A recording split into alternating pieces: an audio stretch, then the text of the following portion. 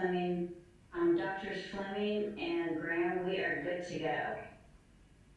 Hey, good afternoon. Thank you. Dr. Graham, do you want to kick us off? Sure, not a problem. Good afternoon, everyone. Thank you, Dr. Fleming. Good afternoon, everyone, and welcome to the Budget and Compensation Subcommittee meeting on today's date, June 17th. We certainly hope that you are all doing well. Message assistant is enabled to save audio highlights. And we look forward to a very productive conversation this afternoon. We will begin with the approval or adoption of our meeting agenda. Hopefully you've had an opportunity to look over the meeting agenda based on the information Dr. Evans sent out via email. Can we have a motion to adopt the agenda, please? So moved, Sean Bashir. Thank you, Ms. Cherry. We have a second. Second, Monica Lambert. Thank you. It's been moved and properly seconded to adopt the agenda. All those in favor, please say aye. Aye. Aye. Aye. Aye. All those opposed, please say nay. Thank you. The motion carries. The agenda has been adopted. Additionally, Dr. Evans sent out to you before today's meeting the minutes from our May 27th meeting. Hopefully you've had an opportunity to read and review those. May I have a motion to approve the minutes as presented before you?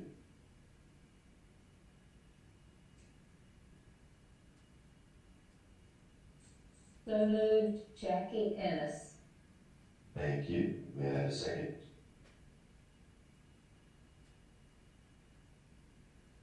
I'll second Monica Lambert. Thank you. It's been moved and properly seconded to approve the minutes. All those in favor, please say aye. Aye. Aye. Aye. All those opposed, please say nay. Thank you. The motion carries. Minutes have been adopted or approved. At this point in time, we want to begin just by reminding you of some of our meeting norms. So on the screen before you are a list of the 6 norms that we agreed upon in our very first meeting a couple of months ago. I won't go through all of these, but again, the one that I will always emphasize is as we engage in our conversation throughout the day, we want to make certain that we value everyone's opinion. We want to make certain that people have an opportunity to express their thoughts and ideas without any one person dominating the conversation. And we also want to make certain that the number one norm is that everything we do should be led by the interests and needs of the students and educators in the state of North Carolina. Dr. Fleming, anything you might like to add, sir? No, I believe you are correct on that, and I think we do. We want to continue to focus this work on the students in our state, and I know we've got several discussion items to hit on, so we want to keep all that in mind as we kind of tackle our work for today. Thank you. Thank you, Dr. Fleming. We'll proceed then by reminding you of our guiding principles as well. And we have 2 guiding principles as we engage in our discussion today and throughout the entirety of this subcommittee's work. Does your idea have impact on students? Number 1. And number 2, is it measurable in an authentic setting, i.e. in the presence of students and their learning? So we want to make certain that we keep these 2 principles at the forefront of our mind as we engage in our conversation. Additionally, I want to remind us of what our charge is as the subcommittee, as the Budget and Compensation Subcommittee. And again, that charge can be found in the newsletter that Dr. Evans sent out to us before the meeting. It's on the 2nd page of that newsletter at the top. And please pardon me for reading to you, but I want to make certain that we keep this charge at the forefront of our conversation. Remember that by January 1, 2022, this subcommittee will prepare and submit a plan to the Professional Educator Preparation and Standards Commission that accomplishes 4 things. Number 1, we are to articulate the salaries for the licensed tiers in the certification framework. Number 2, we are to provide specifics for the required hold harmless provision. Number 3, we're to integrate out-of-state certified candidates into the framework. And number 4, we should propose a detailed budget plan for the Office of State Budget and Management that supports the compensation framework. So I just want to make certain that we remember what the charge is of this working group. And we want to make certain by January 1, 2022, we meet these desired outcomes. Any questions from anyone before we dive into what we're here to get accomplished today?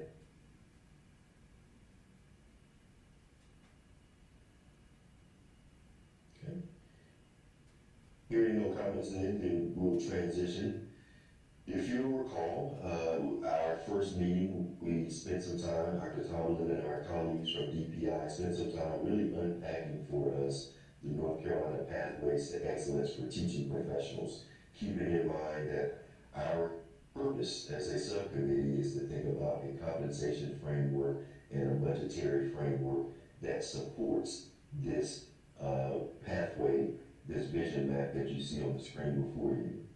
Our conversation today is going to focus very intentionally on the salary for the apprentice through license 4 and for the salaries for those positions using license 4 advanced. So we're going to narrow our focus and our conversation in this space. We have a couple of discussion questions that we're going to tackle in today's conversation. Those discussion questions on the next slide are as follows. How do we set the appropriate compensation for each license level? And how do we approach advanced teacher compensation? How does this affect leadership pay? We're going to hold the third discussion question for later. There's some data that we wanted to bring to this group and be able to really delve into those data that have an informed conversation about this third discussion question. So we're going to hold that one for a little while and really focus on the first two discussion questions. So Dr. Evans has created an editable map of the framework that we were just looking at moments ago. So as we kind of jump into each of these questions, we're going to tackle them one at a time. How do we set the appropriate compensation for each license level? And how do we approach advanced teacher pay compensation? How does this affect leadership pay?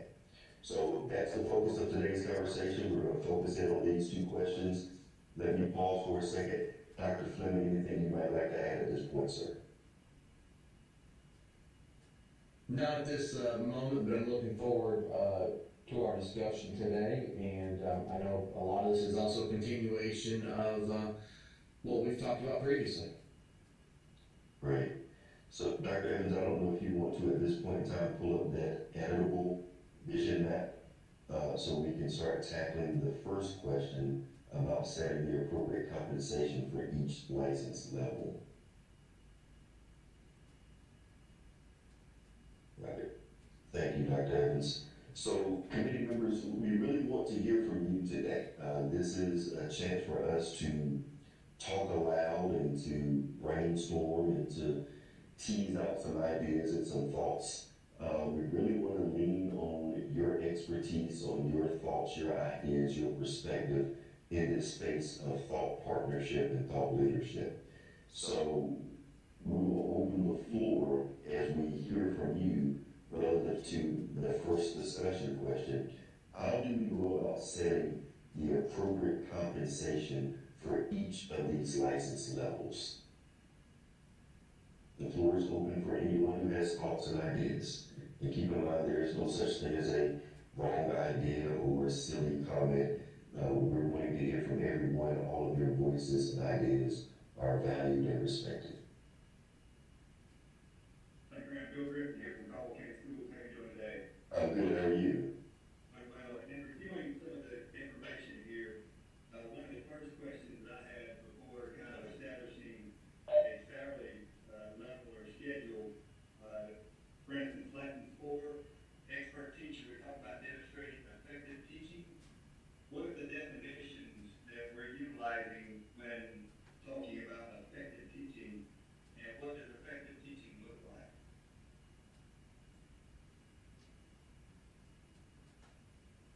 Good questions.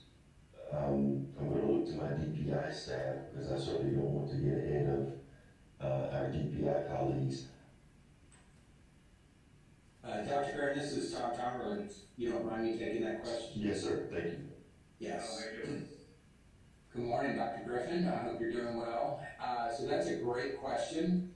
One of the challenges of the way that we're approaching this work, I think you all appreciate that this is enormous work that we're trying to do. So we've really parceled out the work according to some thematic themes. So the question you're raising, what constitutes an effective teacher? That is currently being discussed within the licensure section subcommittee. And so they're really grappling with what are the measures that we would use to establish a teacher as an expert teacher, as a licensed 4 teacher. We have some things we could use. Of course, we have EBOS, but that doesn't cover all of our teachers. And it's probably not as broad as we want for something like an effective, an effective teacher. So they're working on what are those other measures that we can incorporate into this process to establish that effectiveness. Once they've established that, we'll share that, or once they make some kind of recommendation about that, we'll certainly share that with this group. And that, so it'll help you contextualize what you're doing. I really have to urge this subcommittee just to forge ahead and say however we're going to define it, when we call somebody an expert teacher, here is the salary that we believe they should make at the state level. So I know that's challenging and it's interesting because yesterday we met with with the licensure subcommittee, and they wanted to know exactly what these folks were going to get paid. I had to tell them that's the purview of the budget and compensation group. So I know it's difficult, and I know it makes things frustrating for you, but I don't think that we could get the job done in the time that we have to if we just did this as a huge single project. But I'm happy to take feedback from the subcommittee chairs on that, on the way we've constructed it. Thanks, Tom, I appreciate that. Is there a time that we will ever come together as one entity to discuss the different aspects from the different committees and determining what we put together? I was finding it hard to find worth on each of those levels without knowing what that worth was or what that person had done differently than the next entity. And I know, defining effectiveness from a principal standpoint of view, what one person finds to be effective, the next person may not. It just gets highly subjective, and we're talking people's salary here. I think that's where it gets great for me is defining that and putting some type of that you can hold to a salary, because I know faculty, they give you a lot of questions when you start talking about their salary and being able to identify that, yes, you've met that criteria, and no, you have not, the person next door to them. So that was just my question. Thank you so much for answering that. Yeah, absolutely. And so to kind of give you some way to respond to these questions that you're getting, because I'm sure a lot of you are getting questions from interested parties on, well, what does this mean? You're right. The definition of an effective teacher can differ widely from one district to another.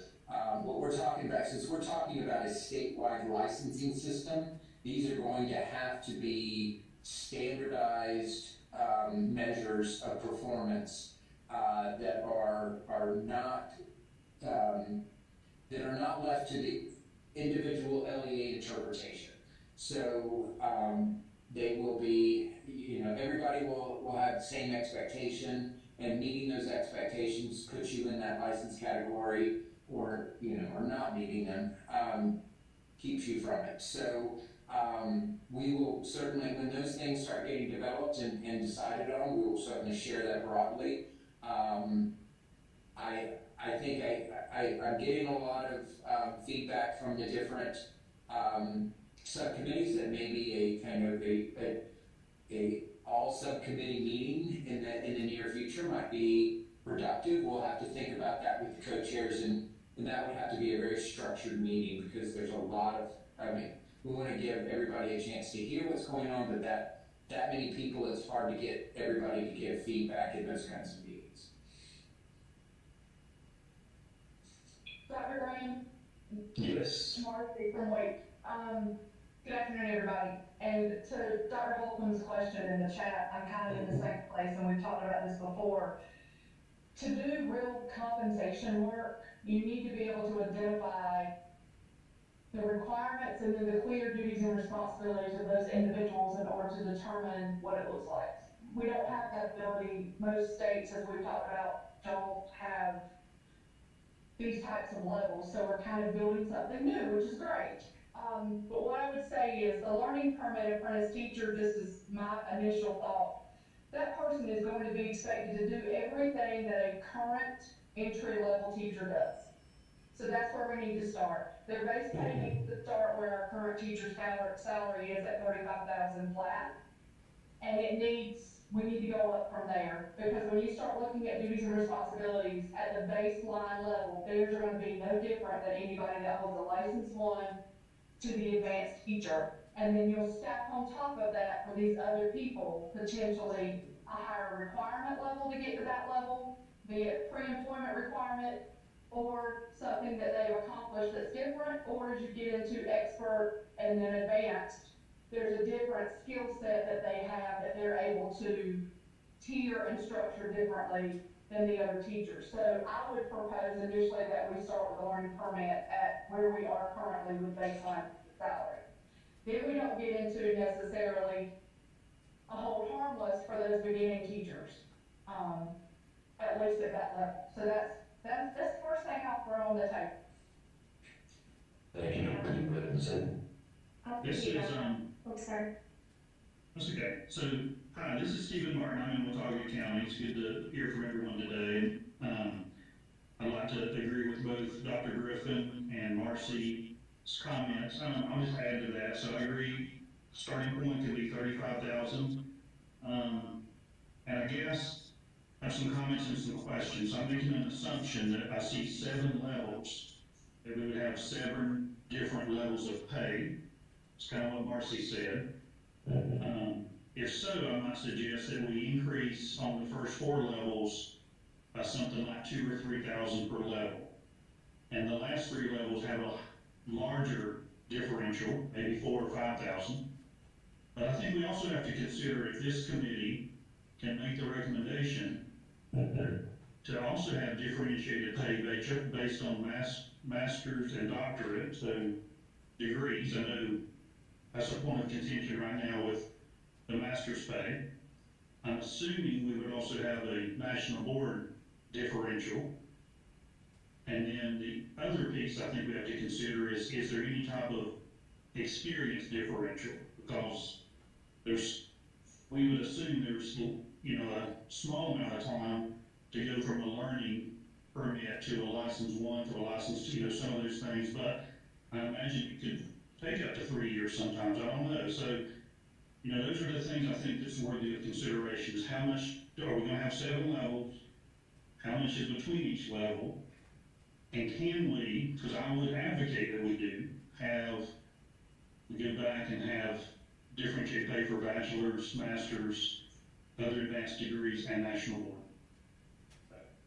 Dr. Martin, it'd be crazy if we tried to conceive of a plan that would kind of be a hybrid model of what we currently have, because you talk about longevity in what you were describing there. If we had a hybrid model or tried to identify a hybrid model that would leave us close to what we have now as far as longevity, and then possibly a percentage step of each of those levels tagged along to it, so that a teacher would never stay stagnant as they are becoming more relevant to the work that they're doing and engaged in the work they're doing. However, each of those levels, they would know that holds a percentage that would kind of tag us to a level of what we're looking at too.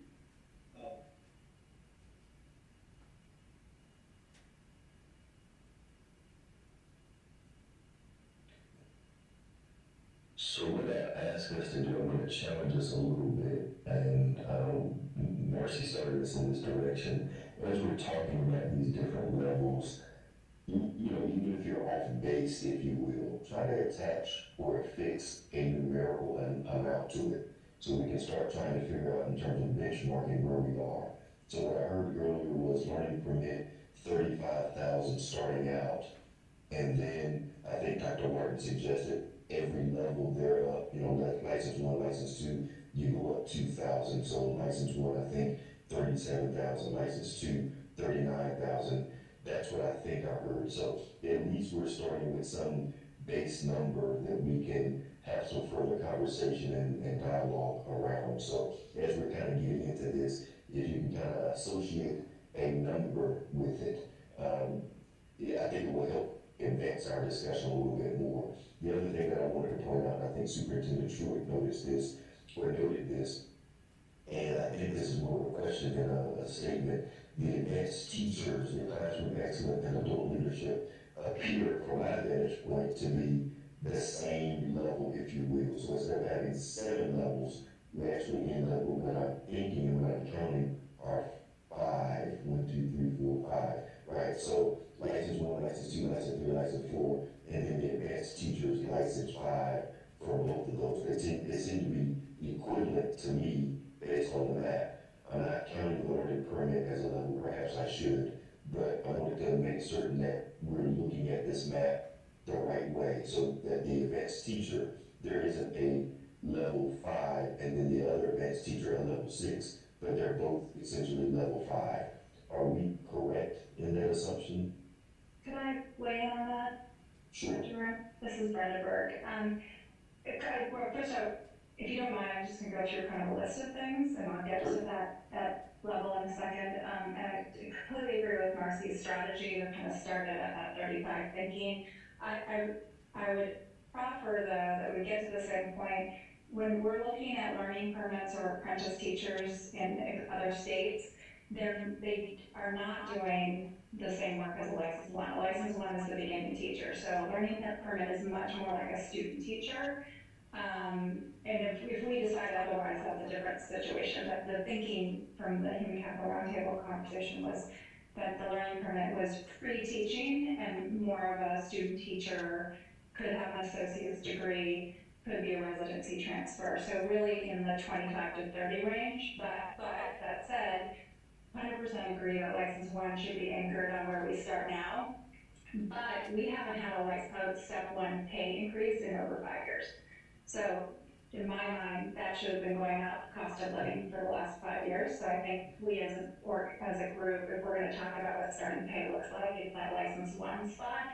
And I would do the math of 35 and adding some back in some of those cost of living losses that we've had in the last couple of years. So to kind of hit on some points there. And then to your question about at the other end, when I look at these advanced teachers, I'm thinking of it from the perspective of the 15 districts that are doing advanced roles, and they are different because the advanced teacher is generally getting paid to do more, so they have maybe more students or a more complicated classroom for whatever reason, and they're getting paid. Well, we're seeing, and it's pretty easy to do an audit of the districts, but we're seeing $5,000 to $7,000 on those, whereas the advanced teachers are really in charge of multiple teachers, multiple classrooms, getting all the teachers, and they're basically the instructional leader for a group of students and teachers, and they're getting paid up to $20,000 more. So they're not in any of the districts that I've seen that are doing advanced roles. They are definitely looking at that adult leadership as something that's somewhere kind of in like it's kind of like a miniature principal in the sense of the instructional leadership part of being a principal. Without all the other responsibilities, right, which of course relieves pressure from the principal, and that's why it's been proven to be so successful, but they are definitely at 2 different pay levels. So in terms of putting actual numbers on anything that we discussed, what we're seeing in Texas, where they're experimenting with learning permits, we're seeing 25, 27 kind of being able to kind of get through your last 2 years of school kind of pay. License 1, in my mind, is 35 times the cost of living increase. License 4, if I were to put a number on it, I'd just go right to the top of our current pay schedule, because our current pay schedule is a proxy for being more effective, right? So I would anchor license 4 at the top of our current schedule, maybe a little bit higher for the same reasons I've stated with license 1. And then advanced teachers, we're looking at, if we could maybe do a survey of the advanced roles districts, I think we're looking at 5,000 to 7,000, and advanced teacher 15 to 20. So those are extra on top. So those are kind of some metrics that we've been improving the last year or so. Great, Brenda, thank you for that clarification. That helps significantly. Brenda, I appreciate that we're going to license one, and I agree with you completely. When I heard 35 as our starting point, I was thinking, there's an opportunity to kind of, ratchet that a little bit, so let's take full advantage of this opportunity. Brenda, if you had to give me a number for that starting point for license one, we'll deal with the learning permit later. But if you had to give me a starting point for license one, what might that be if you factor in cost of living and all those good things? Okay, give me 2 seconds. Sure. Probably in the 38, actually, ironically, I think that's where Marcy was. Probably in the 38 range would be right in there. Okay. So 38, and then if you think of it sort of as a tethers, right? If you have 38 at license 1 and you have 50, is it 54 maybe at license 4? Having substantial, 52, right? That's right. In my head, of course, I'm still wanting it to go higher. But so the difference between those is what 38 is 14. So then you could go up 5,000 almost, right? You could go 38 to 43 to 48 to 53. And now you're talking about $5,000 increases, which is really what the private industry does. In your first few years of doing a job, when you're learning that job, you're getting oftentimes 7, 8, 9% increases in those first few years. Jacob Vicker did good research on this when he was at Duke, 2013, that this is what other professions do, is steep increase, and then you get paid more for doing more. And that goes into the conversation about master's pay, right? If you get a master's degree and it makes you capable of doing more, that's where you get paid more, because now you can be an advanced teacher. And it could be because you have a master's degree, but it could be because you had a really great mentor or you read exactly the right books yourself, right? It's more about, not less about how you got there, like you are there. Great. Thank you, Brenda. So you heard a suggestion here where we look at starting level 1 right around the 38,000 range, and then for every level going up, you increase by about 4,000 or 5,000. We'll say 5,000. So getting up to license 4, you'll be right around, I think it's 53,000, but if my math is correct. The current scale is at 52,000, so it's very close to where we are, top of the range for that scale. So that gives us some concrete numbers to think about, consider as we're furthering this conversation. So, Dr. Graham, yes. if I could add on to what Brenda shared, because I think that was very good information. I think I used the word inflation, but I will say cost of living. I think too, once we get the numbers fleshed out to where everybody's happy with them, we do need to make sure that somehow, and I'm right now just speaking of starting salary, but this may apply across the board. It certainly would have to, because if not, the starting teacher would catch up. But is to make sure there's always an expectation for a cost of living increase, absent of a larger increase by legislation. So as we go to present this to other audiences, I think it's important that the expectation is that not every so many years this is adjusted, but it's adjusted annually based on that inflation rate. Thank you, Dr. Fleming. Dr. Tumble, I see your hand raised, sir. Yes, thank you. So I want to be very transparent about what I'm getting ready to share. I am not sharing my own desires or push, but this is an issue that came up in the preparation and entry group. One of the articulated visions of the Human Capital Roundtable was to recognize the exceptional contribution of our EPPs to preparing teachers who are, on average, the most effective and persist in the profession the longest. So one of the things they pointed out in our last meeting was the license 3 salary needs to incentivize someone to do a traditional preparation route. That salary differential between a license 1 and a license 2 needs to be such that it is incentivized for you to do a traditional program over simply doing a residency program. And their argument is, if I'm coming in with a bachelor's degree, and if I decide I'm not going to do a prep program, I'm just going to do a bachelor's degree, I can start at a license 1, I get a professional advancement account that allows me to defray the cost of the courses I would need to take and allows me to advance. The salary at the EPP should reflect a salary that kind of overcomes that pathway, if I'm making sense here. It's hard to articulate, but I mean, we need to think about that in terms of how much compensation would you receive and how much kind of support towards completing your pedagogy requirements as a residency or some other alternative route. How much would that defray it? And we want to make sure that the license 3 is at least that much or slightly above, so that we're really incentivizing teachers to enroll in that traditional program so they get the skills and they're ready to come out as license 3.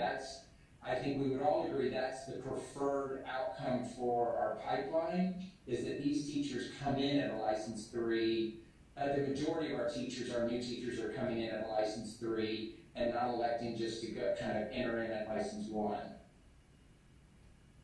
And again, I want to say that is the request from the Preparation and Entry Subcommittee. Okay, thank you, Dr. Tomlin. Any questions for Dr. Tomlin? Anyone might require any clarification there in what he's sharing with us for the context? Dr. Graham, this is Jeff Wiltrans. Yes. I will second what Tom just shared, because I am on that other subcommittee, and that was one of the big issues that was raised. The other, and I know we're not discussing this, but the other aspect of that conversation that I'll put on the table is how much should that professional advancement fund be?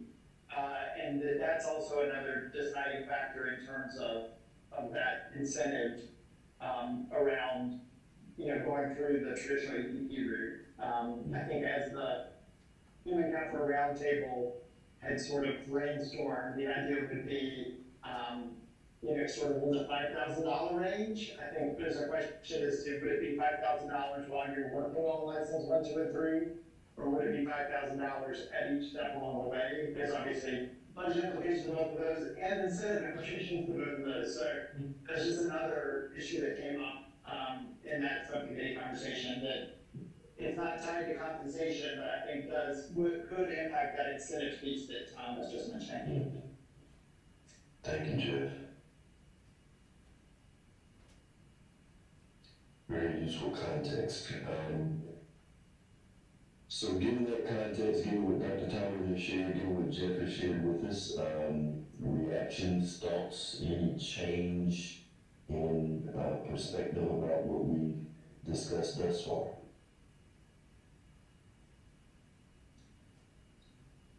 This is Jackie Ennis, and I just think Tom made an excellent point about really making sure that license 3 is a bigger jump than it would be for any of the others. I work with students in traditional programs. It's really difficult to attract students into that program. If I could show them that there is a path for them and that it's a meaningful path, I think we would see a much more robust group of students out there. Shelley, can we put you on the spot here for a second, if you don't mind? So here in the model, what we have at present for that license 3 is $45,000. Given the students with whom you work, the students who come through our traditional ed prep programs, if you had to adjust that 45K to another number that might be more competitive and attractive for our traditional ed prep candidates, what might that number be for you? My students tell me they don't want to look at anything less than 50,000. That's even a starting salary. That's how they see it. We do career fairs every year. They go around to all the different booths at the college. They come over to mine. They see the salary options, and they leave. They're not interested. But I think they do tell me 50,000 for a starting salary is kind of that magic number. This is Catherine. So I will say that when you factor in the benefit package that teachers receive, you would need to earn $15,000 in your salary in order to be level with that at a job that's not with the state. So when you consider when those kids are going from booth to booth and they see they can have a $50,000 starting salary, etc., part of that equation that they're not, as young people, going to be tuned into is what they're going to have to pay for health care and what the contribution to the retirement is going to be. But a lot of companies that they're looking at do offer health care and contributions for retirement. Yeah, but it's a $5,000 deductible. Very, very few are offering healthcare anywhere close to what teachers get. But your point is well taken because that's what they're looking at. What if we took just sliced it differently? So it's a 4K jump in the first two jumps and an 8K jump for the third jump for the, wait, what am I thinking? Yeah, or, just kind of shift the jumps a little bit within that continuum. And I would also just suggest, because I've looked at the numbers, if we're looking to hold people harmless, to also just think about where teachers are right now. The vast majority of these folks who are somewhere below license, what we would consider license 4, are under 10 years of experience. So they're not at 50,000 currently, right? Which means that if we're trying to pull people in and we're trying to hold them harmless and we're trying to make these jumps, we're looking at a model that could cost close to $1 billion. And I'm not making those numbers up. I have a little model to run that. So I would encourage us all to be a little bit nimble on saying maybe here's where we'd like to see license 1 and 4, here's where we'd like to see and then just be a little bit more nimble about where you want to fall in the middle based on how much do you think we can get invested into this? How would it phase in over time? How do we make sure nobody is injured, right? That everybody's held harmless. So I just throw that out there. There's the light to heaven and there's the practicality of what we can make happen. This is Brian. Just to piggyback on that, I'm glad Brenda has a model. I think it would be good if this committee had a model that we could all look at together and see the impact, the costs of different ideas that we're putting on the table. Because it could be we're nimble, as Brenda suggested. Another thought would be that we could create options. We could say, if there's $1 billion to be put into this, here's what we would propose. If there's $750 million, we would say this. $500 million, we would say this. And then we'd have some more influence over the whole range of potential outcomes of this, because it is hard to think about this in the abstract without thinking about the actual dollars that go into it. So if we could all have a common model we could look at, that would be really helpful. If I look at this piece to it, so a student coming through traditional EPP and a traditional route with proper testing involved and passing what they need to can actually come in at license 3. Is that correct? Am I thinking of that accurately? Yes, that is the intended pathway. So wouldn't that really be our base? Because that's where we are currently is those persons that have chosen a route that they get to us is, I deal with a lot of scenarios in HR where we're looking for that certified teacher that has what they need to be licensed in that area. And the license, the learning permit, and the license 1 and 2, they really haven't gotten there yet. So would it be fair to look at license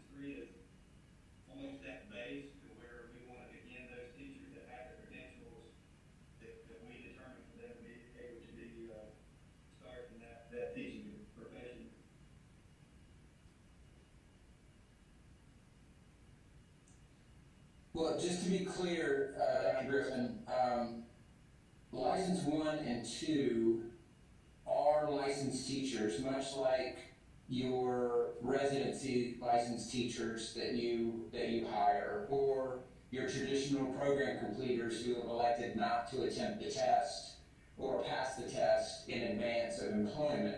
So really, you've got a whole range of folks coming in right now at an A0. Everybody who comes in an A0 is just starting out. Some of those folks have completed testing and are what we would think of as a license 3, and some of them are brand new to the profession and have never had a pedagogy course. They've only got the requisite number of credit hours in the license area. So I think that's what 1, 2, and 3 are trying to disentangle for you. That the better prepared teachers, the licensed 3 teachers, make you more confident. Yeah, that's who you want to hire. But we're saying that they should be recognized with a higher salary than those folks who are coming to you less prepared or have not met those standards of performance yet. We're still licensing them, but the salary reflects the lack of skill that they've demonstrated. Yeah, Rick, that's what I was saying, Tom. That base, when we call it a base or an incentive to move through those license areas, ultimately, we're shooting for that teacher that has some experiences with pedagogy and also classroom experiences in a traditional level they've gone through. Some of the other teachers we're getting, they're exploring that, and they end up being quality educators, but they haven't gone through the processes to begin that phase yet. So that's the reason I was asking that as far as the starting, salary from what we hear from APPs and moving towards that is what we're looking at. Currently it's $35,000, so we're saying a $10,000 jump. That's a pretty good incentive for them to go to, to start that level.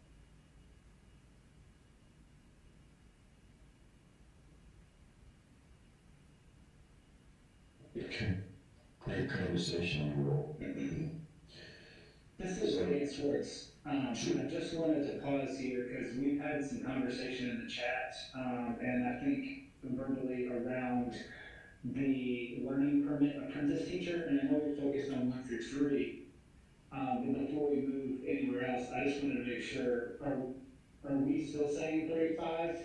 My personal recommendation is that feels really high for someone with just an associate's degree doing co-teaching.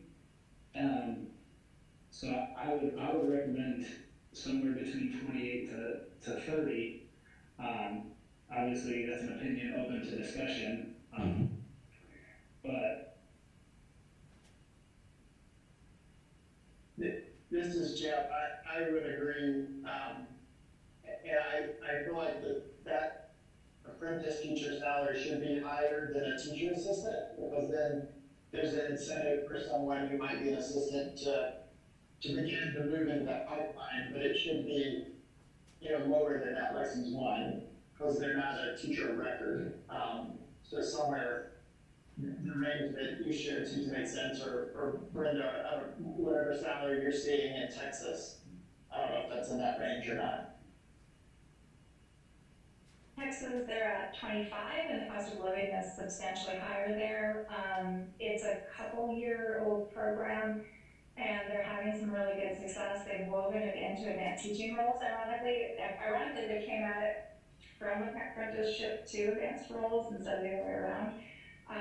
So it's compelling, and also if we keep in mind through the NC Stride work, a lot of what we talked about was there are really 3 ways to be a learning permit. 1, you have an associate's degree, you're kind of coming into teaching that way. 2, you're a regular EPD student getting actually paid to do what we have not paid our student teachers for in the past.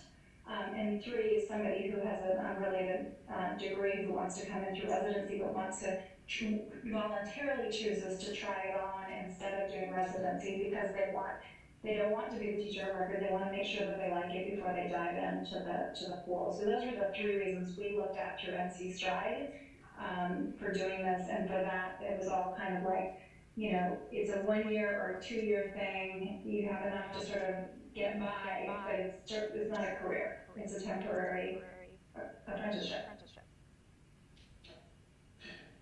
And Dr. Tony just dropped something in the chat regarding the teacher assistant scale. Would you speak to that for just a quick minute? Yeah, so the classified teacher assistant scale, now districts have the flexibility to pay anywhere within that scale, but they can't go below the minimum and they can't exceed the maximum with state funds. And so you're looking at somewhere in the neighborhood of 21,000 to 33,000 for a TA, a classified position. So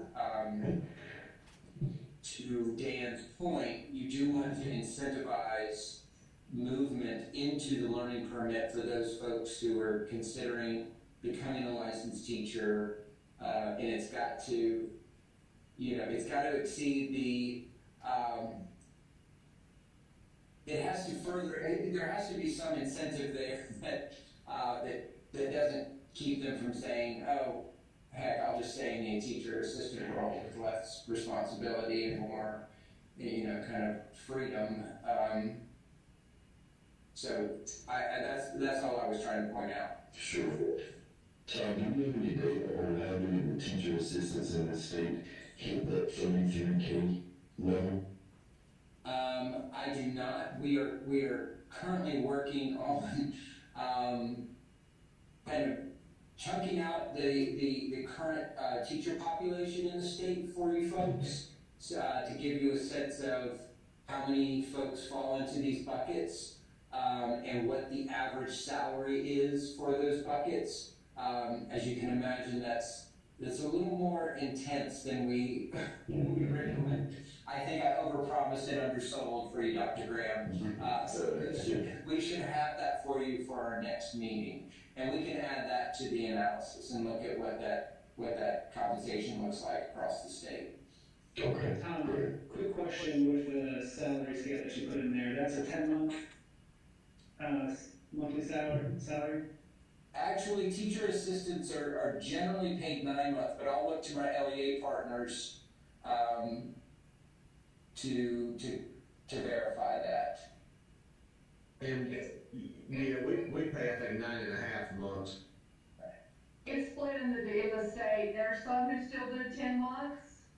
There are some, like we have been doing 9.3, which is just student days up to this year, but we're switching back to 10, starting July 1. So we're going to go back to 10. A lot of districts still do 10 months because they value the work, the collaborative work of the IA with the teacher on teacher work days. I will say this too, I put a note in the chat. We need to consider FLSA an exemption. Are learning permit teachers going to be exempt? And if so, we need to consider salary thresholds there. I mean, the teaching role gets them most likely out of the subject too, but I don't want to pay, we're not going to be able to afford to pay overtime to someone who's having to work the hours of a teacher, even if they're a co-teacher.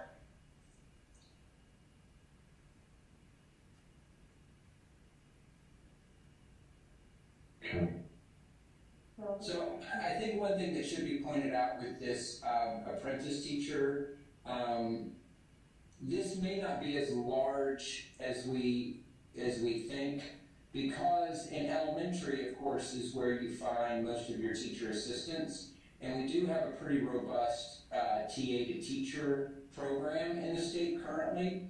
Where this learning permit or apprentice teacher role is going to be extremely important is in your middle school and high schools, where you're trying to attract people who may have, a math or a science background, not fully ready to commit to teaching, and so that changes a little bit of I think the utility of this learning permit. Certainly, we wouldn't discourage from an elementary school from participating in this. But I would see the LEAs utilizing this allotment, or however we recommend appropriating these apprentice teacher positions. I would see them leveraging them more at the middle and high school, where you don't have that more robust experience of getting your feet wet, as Brenda Berg said, in the profession and making that initial decision to move forward. How those positions we allotted, if we don't currently get those allotments for middle school and high school being teacher assistant? Did we get a separate pot of money that each LEA based on ADM will receive so many or so much for each LEA? What are the thoughts on that?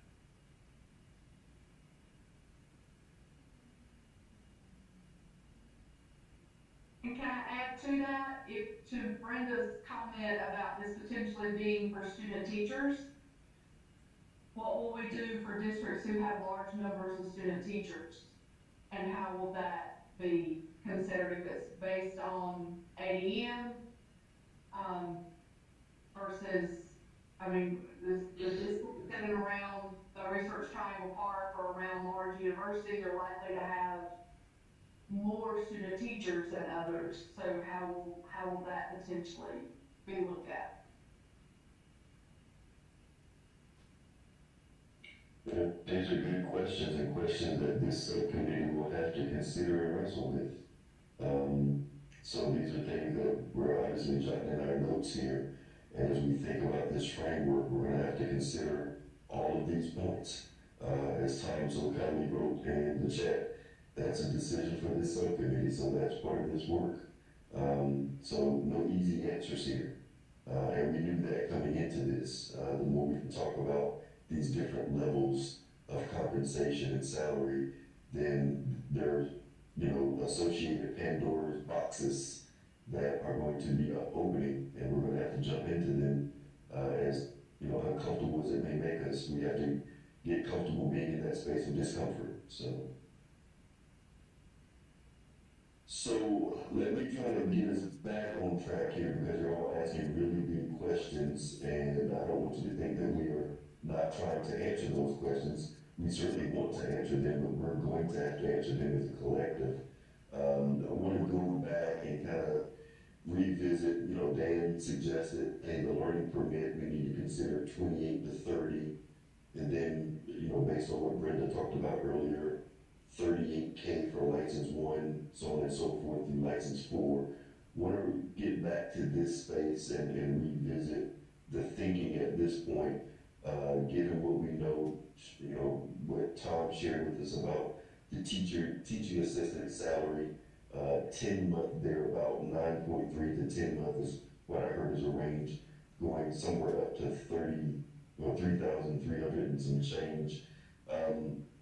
So I guess the question becomes, when you start looking at these suggested salary ranges that we have captured on the vision map right now, what are your thoughts? What are your gut feeling? And of course, I don't want to move away from the recommendation about having a model. Obviously, right now we're just throwing out some numbers willy-nilly, but at some point we really need to take what's here and begin to put them into a model so we can start thinking about what are the implications and the impact in a real way, in a monetary way, so we can really tease out the answer to the question, is this realistic, is it feasible? But right now we'll continue down this path, given that we don't have a model that we can plug into for this subcommittee. We'll continue down this path of kind of plugging in numbers based on what our thinking is. So we'd like to hear your thoughts. Let's start with the learning permit space and then work our way up the ladder to see where we land going up to license 4. We won't deal with the advanced teachers just yet. That's the second discussion question. We're going to circle to that in a few minutes here, but want to try to get us to a point with these learning permits and the license levels where we can say we got something working, so we can then start thinking about modeling. And Dr. Graham, just also to chime in here, because we've had a lot of good discussion, again, on the learning permit side. Once you do become what today would be an A0, I'd like to hear too a little bit of people's thoughts on the differentiation in pay in those steps. So we've heard, I know Brenda mentioned, okay, in the business world, you go from your starting salary up several percent over your first few years. So I think that's an idea that we can discuss. There's been some ideas on, once they do become, in the classroom teacher of record, then maybe then they get the next bump, which could be a few years down the road. And so I wonder a little bit if we just need to flesh out a little more of what that percentage we're looking at for license 1, 2, 3, as we move on up.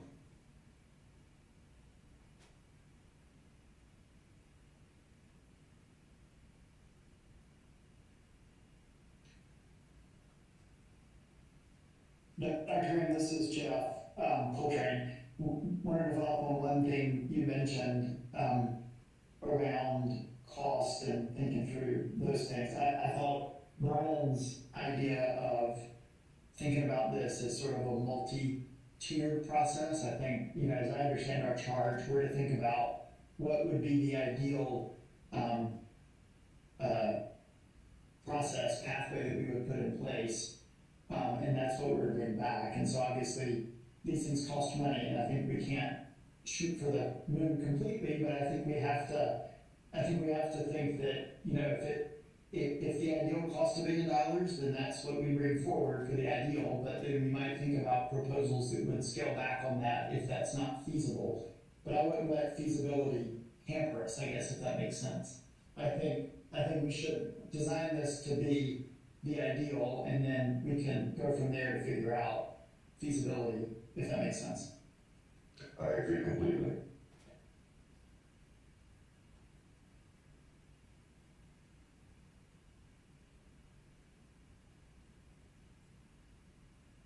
There was a comment in the chat area, I think from Dr. Holcomb, who suggested it might be a good idea to see Brenda's model so we can at least have an idea of what such a model looks like and how things might play out once we start plugging in those data points. So, Brenda, I don't know if that's something you're willing to share or can share, but if not, maybe that's something. The inside your purse, it's very I know.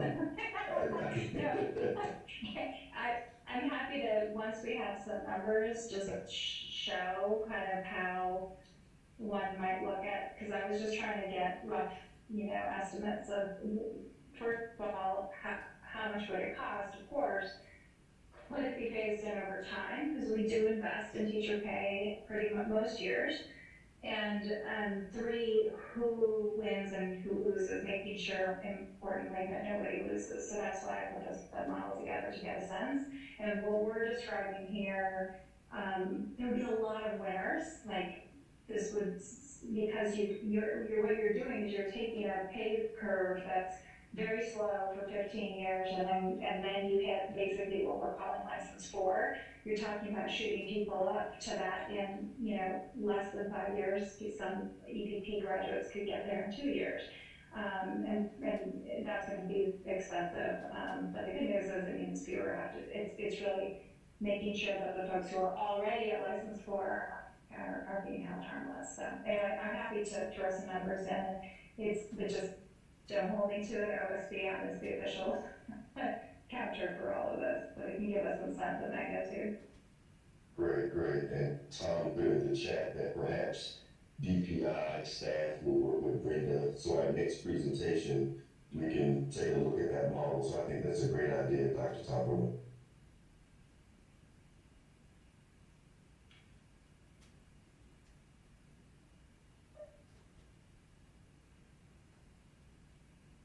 So can I suggest then that we start to Stephen's point, and then to the others, and I apologize for not remembering everyone's names, about the EPPs, that we start with 2 bookends at learning permit and 3, and come together in the middle to get us from the learning permit to 3. And if it's back, and Stephen's correct, there's a lot out there right now about this idea of $15 an hour being the minimum living wage for an individual across the state of North Carolina. And that doesn't speak to areas where the cost of living actually is higher. Having worked in a smaller district not too far from here, the cost of living in that very small county system was actually higher than the cost of living probably in most of Wake County, even though Wake County is perceived as being much more wealthy just based on its size. So I like the idea of starting at $15, looking at $15 an hour and starting with the learning permit. I could back off of my recommendation at 35 to start at 30. As a baseline there for a 10-month salary. That would also, I think, position those positions correctly for the Fair Labor Standards thresholds that might be required to ensure that they are exempt positions. I haven't looked at numbers below that in a while. So that's a suggestion. I will propose that we start there and then look to others for what, because Tom, having conversations with other committees, would understand more what the EPPs might be considering to encourage high school graduates to go straight to their EPP program. So I would love to hear more about that conversation. And I'd like to say, I think that's a great suggestion from Marcy, kind of the bookend model, if you will. And that's what I was talking about a little bit earlier, is kind of, we have our work on our highs and lows and fill in between.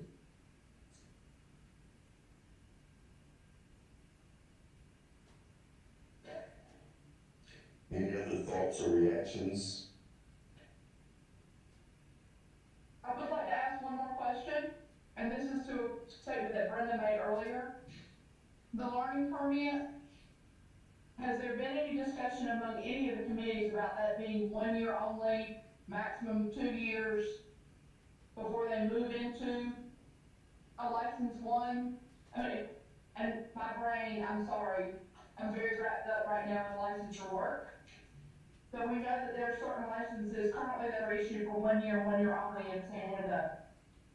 So, and that could impact where we are with that, because if it's a learning permit and it's only 1 year, or if it's 2 years, they don't get a salary change from year 1 to year 2. They only get a salary change when they go, it could be a flat dollar rate or a flat amount, and there's no scale per se.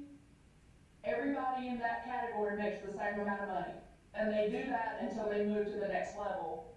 That might help with some of the costing. It wouldn't be as complex as what we look at with 20, however many steps we have on our current scale. So that question, I think, will impact some of our work as well. This is Jeff. I think on that point, and to circle back to something Dr. Fleming mentioned earlier, a teacher who gets to license 4, you can have a teacher getting there within their first, 3 to 4 years potentially of work, and the advanced teacher roles, I think, are envisioned as roles, but not necessarily something that everybody would move into. So I think we have to think about a teacher who gets to their, in their 3rd or 4th year to that. Let's say, as we've got a $53,000 salary, that they could be at that salary for the next 25 years, 30-year career. So how do we make sure that we build in that cost of living piece that Dr. Fleming mentioned earlier, so that the teacher who chooses to stay as a licensed 4 teacher and not move up to an advanced teaching role still is, is adequately compensated in year 25 as they were in year 5. So I think to Dr. Fleming's point, it's been a while back about whether it's experience or it's an annual cost of living adjustment, that's some way to make sure that that teacher continues to be adequately compensated over the course of their career. No, great observation. And I think someone just put in the chat, maybe we consider steps within the license 4 area. So that's something for consideration. I cut someone off, I apologize. Well, Dr. Graham, I was just going to say, I know Stephen had in here too about, and I do think this makes a huge difference being in a county that borders Wake, but is still considered rural, and that comes down to the point being made here on the local supplement. And, we do have supplemental funding from the legislature, the small county supplements and all the state monies that local districts can use. But I do wonder, and I don't want to get us down a road, I'm the most, ADD person you will meet, but I don't want to get us down a road that we have, gone off our mission. But I do wonder in this conversation if we need to have, that conversation, regarding, certain counties, being able to attract teachers with more than just state money and whatever local money they have. So I just think that was a wonderful point, but we probably could have a whole meeting, dealing, with discrepancies county to county and local funding to attract teachers as well. So I will say this, and again, not trying to dominate the conversation, but having worked in multiple districts in the state and working with PANC and knowing the varied level of any type of supplement that districts have, when this is implemented, districts are going to have to readjust how their local dollars are being spent, so they may not be able to maintain those local supplements at the level that they currently are, because depending on the number of teachers that you have.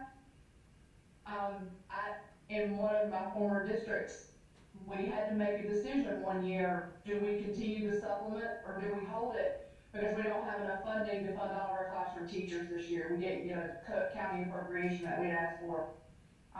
And it was one of the years that luckily some federal funding came in and we were able to maintain. But it's going to be hard discussions for superintendents and finance officers and HR leads across the state about where those local dollars are going to have to go to maintain their teaching force or their other locally funded positions that they have because of changes in state funding.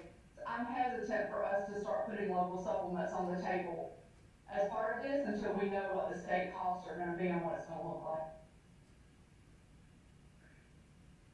This is Brian. Come back to Dr. Fleming's point. I do think a whole meeting could be warranted just on the question of, within this system, what do we want to do, if anything, to kind of address equity concerns about different localities having different challenges when it comes to attracting and retaining teachers and different resources to address those challenges. Because we could think of this as one single system that applies equally across the state. You could think of tilting scales in some way to drive equity. So, for example, you could give more learning permit allotments to places that have the hardest time attracting new teachers. You could give higher levels of compensation for advanced teachers in the hardest to staff districts, or not. That's a critical question that I think deserves a lot of talk, and it could be its own meeting or its own topic in a meeting. Point noted.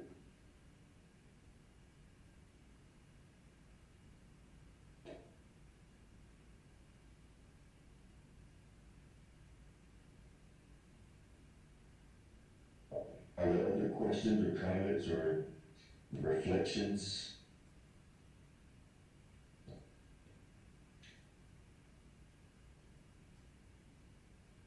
Dr. Graham, this is Jeff again. I know we've come up with some ideas for the salaries for license 1 through 4. Do we want to discuss what might be reasonable for the 2 advanced teacher role areas? Yeah. Yes, sir. That's where we're going to turn our. Oh, sorry. I know, you're fine. You're fine. No, thanks for pushing us there. So, what we will do, you all, the learning permit recommendations and the license 1 through 4 will be identified with Dr. Evans as captured here. We'll hold this solid for the time being. We'll get into the modeling piece and start plugging in these numbers to see exactly what we're looking at from a compensation standpoint. So, it may not be what you envision coming into the conversation, and that's okay. There's still additional opportunities for further conversation here, but I do, to Jeff's point, want to turn our attention now to our second discussion question. We have about almost less than an hour, about 15 minutes for our meeting time here to start talking about the advanced teacher space. So we'd love to start hearing your thoughts about the advanced teacher compensation and what we're thinking in those 2 areas, keeping in mind what Brenda talked about earlier in terms of these 2 not being equivalent. that the adult leadership does have a little more gravitas, if you will, to it, because it is almost like a proxy for school administrators. So we'd love to start hearing your thoughts around compensation in these spaces.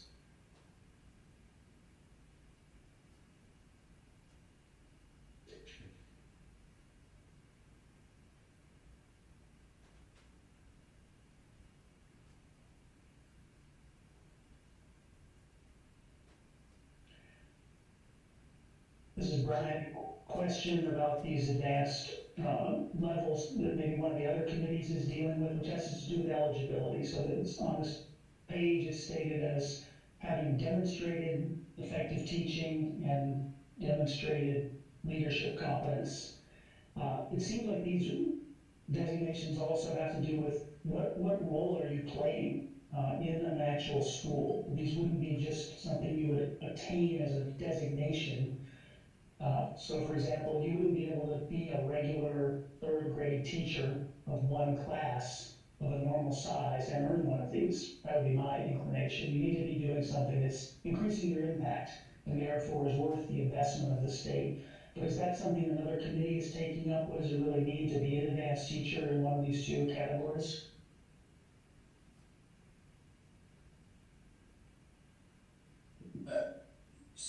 So Dr. Hassel, this is Tom Tomberlin. I would say that that's what, I mean, prior to anybody really digging into this, and I think most people are starting at the left-hand side of the model and working their way to the right, so I don't have a lot of information. I can say from the human capital perspective that what you articulated was absolutely correct. You could qualify for that designation, and you must qualify for the designation in order to hold the position. But the salary differential would be with holding the job, with the position, not with just qualifying for the license. So that's an important distinction in that category. The licensure subcommittee would be defining the measures that will go into that highly effective category. And so again, that would be standardized measures across the state that would allow a person to move into that category. But you're right, those roles would be the trigger for the increased salary over a licensed 4 teacher. We have not gone down the path of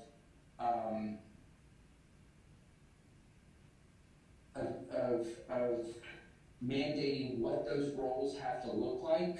I think the conventional wisdom here is that LEAs would have to use these roles in ways that were that address their specific context. I don't know what that looks like at this point.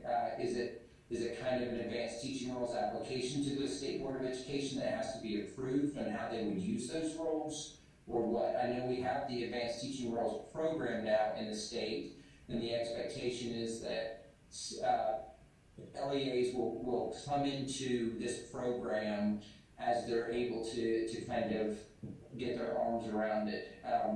But we don't dictate how those roles are used. But the state board does approve those plans, and it may be a model like that, I'm not sure. Tom, another point of clarification, this is Dan, is this, the dollars that we assign to these roles, is that paid for by the state? Are these state allotted positions, or are these funds that the district would have to find in order to make these roles? Or is that a decision of the subcommittee? I would say that is a decision of the subcommittee. I would think the latter scenario you described would be much more challenging. And I think it could be very helpful for this subcommittee to define, even if you're not saying what those roles are in this subcommittee, recommending to the General Assembly how the allotment of those positions would work across the districts. So if you think about it, especially for the advanced teacher adult leadership, you're going to need so many advanced teachers per license 1, 2, and 3 teachers in your LEA. So is that the way that, is it not truly an allotment system, but a calculation on how many licensed teachers there are below license 4? I don't know the answer to that. Certainly the advanced teacher, where you're expanding the role of a highly effective teacher, increasing their impact on a larger number of students, that could be done potentially through an allotment system based on ADM. I can lean in a little on that. This is Brenda. I think Dan and Brian could both add a lot more color to this from the districts that you've worked with. But what we're seeing is most districts are using their teacher budget and just reallocating it. And what they're finding is, I can accomplish more by paying my best teachers to do more. What we were finding before is you're walking into a school and a principal will actually give the best teacher a smaller classroom because that's all they can give them, right? In this case, they're saying, you're really great, can I give you 3 more kids and I'm going to pay you more for it? And so a lot of these districts, I think if not all of these districts, are doing it within a budget. And they're deciding it is more worthwhile to me, I can get more out of all of my teachers if I elevate a master teacher or extend the reach of an advanced teacher. And I've also, just as a second perspective, supply in North Carolina is uneven. We all know that, right? So at any given point in time, and Marcy pointed out, for just even student teachers, right? If you look at the supply of talent, even Charlotte to Wake County, even amongst urban areas, the supply of talent is uneven, and so it has to be a combination. The district needs to make some decisions between what their students need and what the supply looks like. I would not encourage a situation where you're saying X number of 1, X number of 2, X number of 3, X number of 4, X number of advanced. That we consider a model where you're giving the districts the flexibility to use as a certain formula of funds, but to be able to modify according to the needs and supply within their district. Brenda, I'll put my cards on the table for the subcommittee. Based off of what Tom said, my encouragement to the subcommittee would be to have the state allot a certain number of funds for the advanced teacher roles that this district could use appropriately, whether it's like 2/3 for the advanced teachers because that's what they need, and maybe like they get to decide that. So it would be baked in, just like the state provides the district a certain number of instructional support or leadership roles, assistant principals and principal roles. That would be my encouragement. The districts could always, if they, just like we do now, if they need more roles than what was allotted, then they can tap into other resources and funds to create sort of additional roles. That would be my encouragement for us to consider. Brenda, you mentioned, so I'll tell you what CMS is paying for advanced teacher roles. That would just be one data point. We actually have 5 roles, 3 of which would fall into the advanced teacher category, and 2 of which would fall into the, 3 of which would fall into the advanced teacher classroom category, and then 2 of which would fall into the advanced teacher adult leadership category.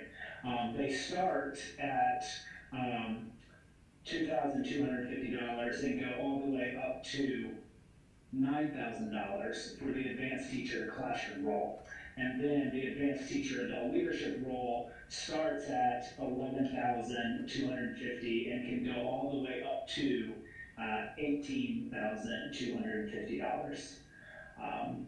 So my encouragement, if we had to pick 2 numbers, one for advanced teacher classroom experience and excellence, and one for advanced teacher adult leadership, the advanced teacher classroom my recommendation would be no less than $5,000 more then license number 4, to take on more responsibility for that increase in pay. And then for the advanced teacher adult leadership, my encouragement would be no less than $10,000 more for the adult leadership from license 4. Thanks, Dan, for sharing.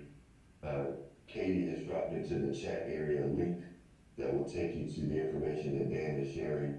So we'll work with your premise, Dan, I think as a baseline for this conversation, no less than 5,000, I think is what you said, more than license 4 for the advanced teacher classroom, no less than 10,000 more for the advanced teacher adult leadership from the license 4. So that's where we'll start as a premise for this conversation, if everyone's okay with that. Again, thank you, Dan.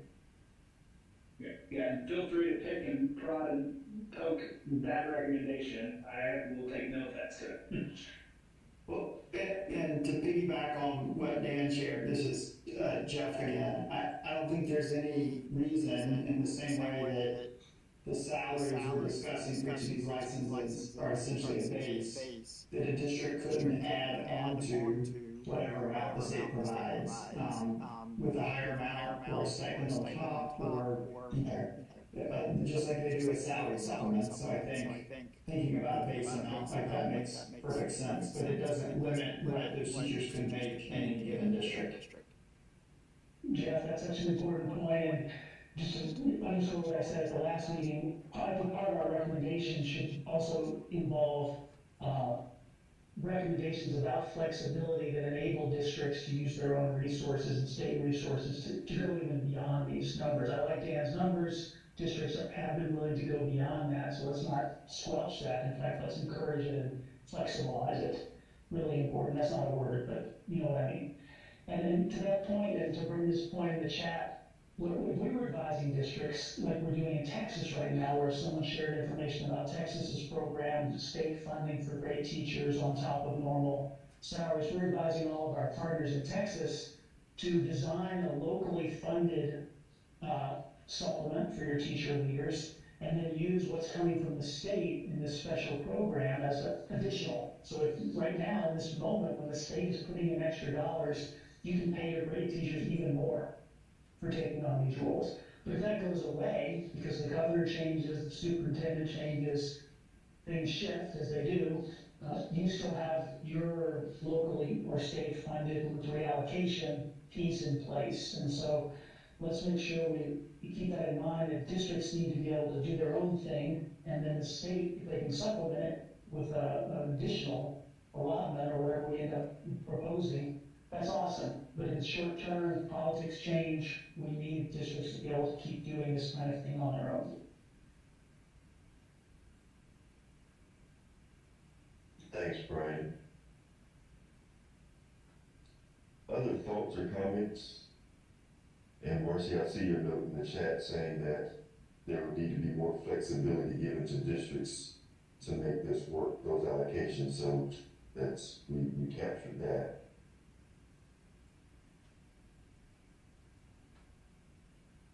And maybe one way, this is Jeff again, to think about this, and I would guess it's up for this group to make a recommendation, is that there's a certain percentage of teaching positions that can be allocated as advanced teachers, so then it's built into the current model and not something that could easily be eliminated. So, if, let's assume, 10%, 20% of teachers could be serving in that advanced teacher role, whatever number we decide, then whenever a district gets their allocation, 10 to 20% of their allocation has this $5,000 or $10,000 bump built in so that it's accessible to them, but it's not in a line item that can easily be eliminated if things change, as Brian was saying. There's smarter people who would need to figure out how that would work than me, but just a thought. So, at some point, we've got to have some discussion about, are these position allotments like 001, or are these funding allotments like 027? And just to be sure, when this all goes through, this is not an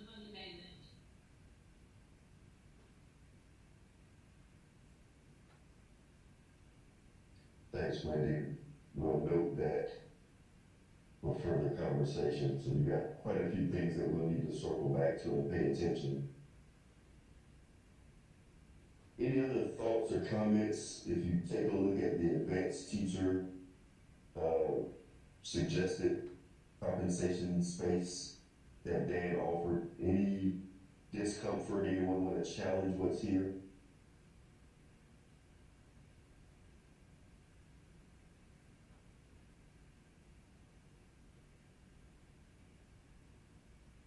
I think the state question kind of around the advanced teacher, both classroom excellence and adult leadership, would there be, I guess, some room within each of the roles for considerations around like how much a person is taking on? So for example, if a district had a lot of folks that were in that licensure 1 and 2, and they had maybe fewer folks that would even qualify to be an advanced teacher with adult leadership, would there be room for them to pay fewer people more money to take on more adult leadership, meaning they're sort of coaching more teachers just because of the makeup of the district, right? So that's like one example. But I just wonder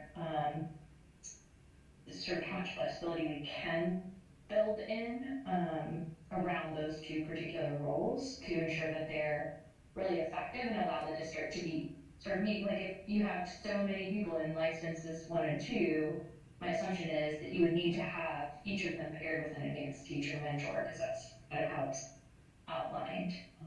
So just some wonderings around whether those folks, if there are fewer of them in a particular district, would be compensated to sort of take on more leadership or more coaching. Yeah, I'll piggyback Katie's sentiment that having just 2 roles in the advanced teacher category feels like not the right number for me. I get concerned with Katie's point. One adult leader in an advanced teacher role having to coach 3 people versus somebody else having to coach 10 or 8, and they get paid the same amount. That is one question that is sort of in my mind right now, and kind of I feel like ties in nicely to what Katie was articulating. If I could, this is Jeff, respond to that, and Brenda and Tom and anybody else that helped with the Human Capital Roundtable, feel free to chime in. But I think the vision here, and I think we have to think about it as sort of minimum credentialing versus what a role may be, is sort of the distinction here. I don't think this vision is intended to limit what types of roles, advanced teacher roles a district might put in place or how many they might have, but really to create a minimum level of certification or credentialing for that type of role. So those 2 roles that are listed there, the classroom excellence and adult leadership, are intended to provide a framework for the type of skills that would be needed for the 2 basic type of advanced teaching roles, but not intended to limit what a district could do with it. So I think, as Tom mentioned earlier, if I'm a teacher in a license 4, I'm interested in becoming an advanced teacher, I might pursue getting my credential in one of those 2 areas, and then would pursue a job with my credential in one of those 2 areas. And it's at that point that I would both be eligible for the salary bump, but also would be utilizing my credential. So I think you have to think of it almost like as an advanced level license, that the license is the minimum, and then you would be hired into a position based on that certification, credential, license type thing. So it's not intended to limit what a district could do, but really to provide some type of state level framework for a basic minimum of what the skills that a teacher would need to be successful in an advanced teacher role position. And those 2 areas were the 2 areas were identified as a way to categorize those skills, if that makes sense. Perfect. Thanks for that clarity, and I like that concept and flexibility. Right, thanks for providing that context, Jeff. That helps significantly.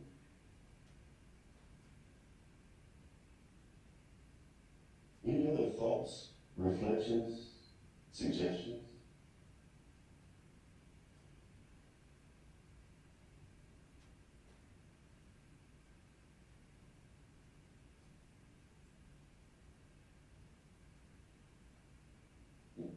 So you all have been fantastic. I wasn't quite sure where we were going to land when we started this conversation, but I like what I see before us. I think there's opportunity here to make significant impacts on the aspirational piece is here. That will, I think, continue to push the envelope a little bit for the state of North Carolina. So I like what I see here. Obviously, the modeling piece is going to be critically important as we start thinking about what this looks like in action once executed. So that would help us get to the feasibility and whether or not this is realistic. But I like what I see. This discussion has been great for me.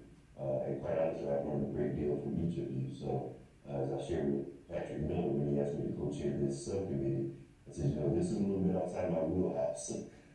Being fully transparent here, but I'm learning a great deal and I'm enjoying this discussion. Dr. Fleming, let me keep it over to you, sir, to see if there's anything you might like to add or any observations you might like to make.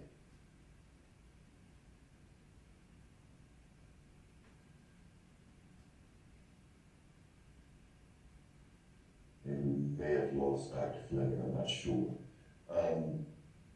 Any other comments? I know we have 30 more minutes scheduled here, but it feels to me like we've come to a point where we may be at a stopping space as we start to think about what we have before us, which will then get us prepared for our next meeting where we will have Dr. Tomlin and Brenda work with the modeling piece and start trying to apply these figures in some type of model to make sense of what we see, while also paying attention to some of the other caveats that may be raised along the way, whether it's about benefits or so on and so forth. So please know that we've noted those things and they're not going to go away. We'll circle back and touch those.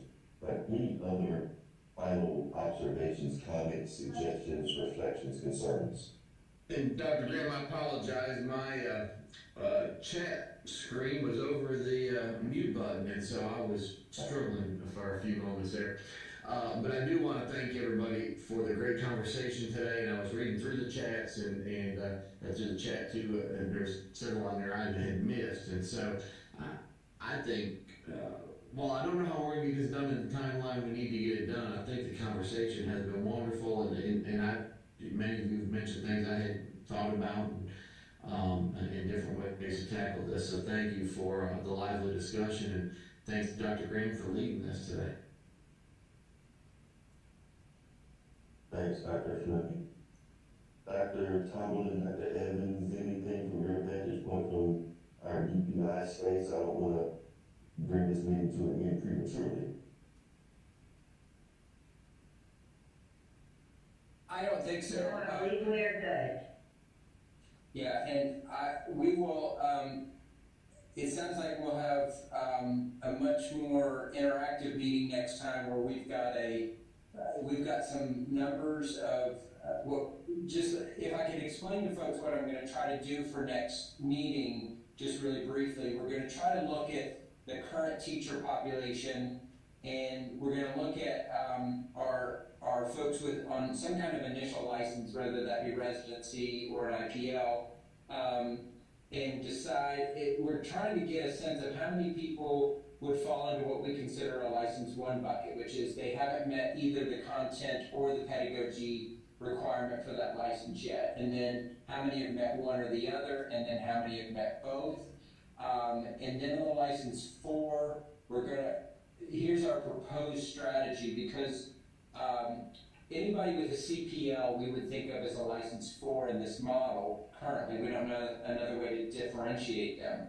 And from that, we're going to subset out those folks who have EBOS and say how many of the EBOS teachers would fall over 5 years, would have 3+ years of effective teaching or higher, and how many would not meet that standard. And then that's going to give you a distribution, and we'll apply that distribution to all the teachers in the license 4 bucket. So what that should allow you to do is how many license 4 teachers you would have. It also give you a sense of what number of teachers, what percentage of our teaching population would not meet the requirements to hold a license 4. That's really important for this group as well, because you've got issues like demotion and decreased salary that have to be grappled with. And then it would also give you that percentage that we would identify as being eligible for an advanced teacher. And I want to be very clear with everybody, I'm using EBOS to model this. That is not an indication that I think, or the department thinks, or anybody's recommending that EBOS be the sole measure here. It's just the only measure we have right now. And so that's how we're going to try to lay this out with the number of teachers in the category, and then working with Brenda Berg and the folks at Best NC. We're going to look at their cost, their salary designations, and see if we can. Basically, what we want to do is be able to create some kind of working spreadsheet that where you can adjust those salaries, and then you're going to see at the end how much increase this would require from the legislature. And so then you can start pulling back or pushing up however you feel like that big ask, however that big ask looks to this group. Does that sound like a reasonable approach, Dr. Fleming and Graham? Sounds great to me, absolutely. Same here, sounds wonderful. This is Dave Swartz. I just had a question, Tom, about what you were going to present. Will you also show kind of where we're currently at from a state perspective? Just so we have a frame of reference when we're looking at this new model that we're trying to propose and the cost associated with it? Was that part of what you were going to share? Yes, so what we'll have is the average salary of the teachers who fall in these buckets. And so, let's say license 4, the average salary is 48, then you know that, then when you say 53, given the number of teachers and the $5,000 increase, it's that much more money. Perfect, great, thank you. Yeah. Great, Dr. Tomlin. Dr. Graham, I hope I'm not over-promising and underselling. my guys have told me we're almost there, so hopefully this will work out. Okay, great. It sounds fantastic. I'm excited about what the next conversation will be for this subcommittee. I think the more we can put some reality to the conversation, the more it'll drive our discussions and where we go from here. So very excited about the next discussion. Well, if there are no other comments or concerns or suggestions or things of that nature, and it sounds like Dr. Fleming, you're good. It sounds like Dr. Evans, Dr. Tomlin, you're good. So as my pastor says, if all hearts and minds are at peace, then we will bring this meeting to a close. So I will ask for a motion to adjourn.